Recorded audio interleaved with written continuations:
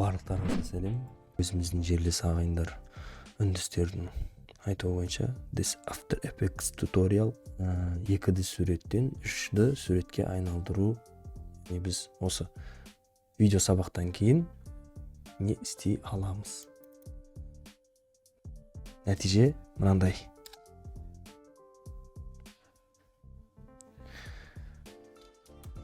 Ол үшін біз не істейміз? Ескі өзімнің проект жасаған проект жаба тұрамыз. Ең бірінші композиция ашамыз.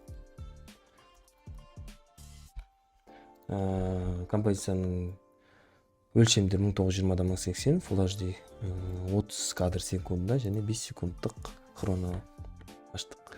Осы жерге біз өзіміздің керек суретімізді жүктейміз. Алдық, салдық. Өлшем бойынша, композицияның өлшемі бойынша шамамен келтіреміз. Содан кейін бұл суреттің екінші көшірмесін жасаймыз. Екінші көшірмесін Ctrl-Shift-C, яғни болмаса суреттің оң жағын баса отырып прекомпоз жасаймыз. Прекомпозды біз mask деп атаймыз. Бұл жердегі фишка біз тереңдік картасын, яғни depth map'ты жасау арқылы, әр қабатқа бөлу арқылы 3D эффектке келетіндей қылып жасаймыз. Ол үшін біз бұған маска беру керекпіз. Бірінші әрекетіміз opacity 50, көріну деңгейі, сосын құлыптаймыз. Алайда былай түртіп жүрмешін. Бірінші біз тереңдік картасын қара түстен бастаймыз. Бұл өте терең деген сөз, яғни арғы жақтағы планда. Түске аудардық. Келесі үкінің денесін сызып шығамыз. Айналдыра сызып шығамыз. Енді бұны сәл қара түстен сәл жоғарылау оламыз. Айырмашылық болу үшін.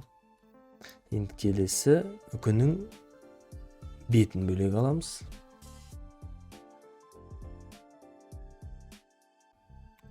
Бетін түсін сәл ақшылдау оламыз.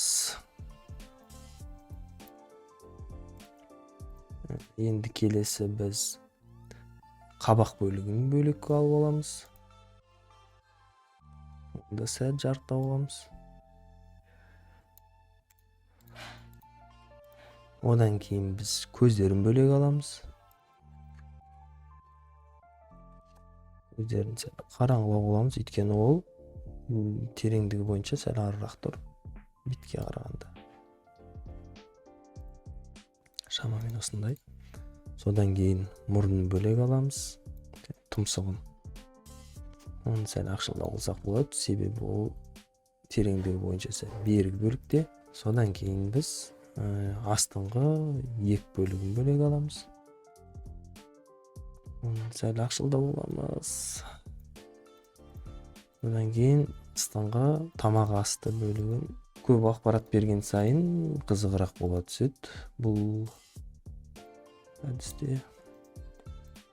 Енді біз үкіміздің қабатын өшіре тұрайық. Бізде осындай тереңдік картасы жасалды. Сәл созып жіберейік. Енді біз бұның үстіне adjustment тастаймыз. Adjustment көрінбейтін слой эффекттерге арналған. Adjustment тастадық, ешқандай өзгеріс жоқ.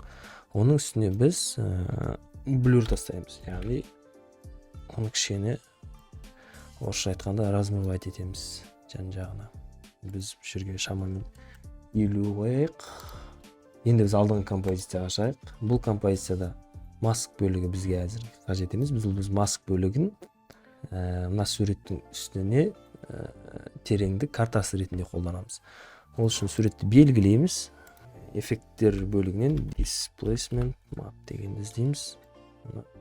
Суреттің үстіне тастаймыз. Displacement map деген масканы таңдаймыз. Өзіміздің red бөлігінен luminous дегенге қоямыз. Міне біз мына бөліктерді жылжытатын болсақ, онда көріп тұрғандарыңыздағыдай сиқыр пайда болады. Мынандай дефекттер болмас үшін біз масканы астыңғы суретке байлаймыз. Сосын сәл үлкейтіп жібереміз. Сонда егер біз бөлікті қиын болған кезде мындай қатты ар жақтан қара бөліктері көрінбейді.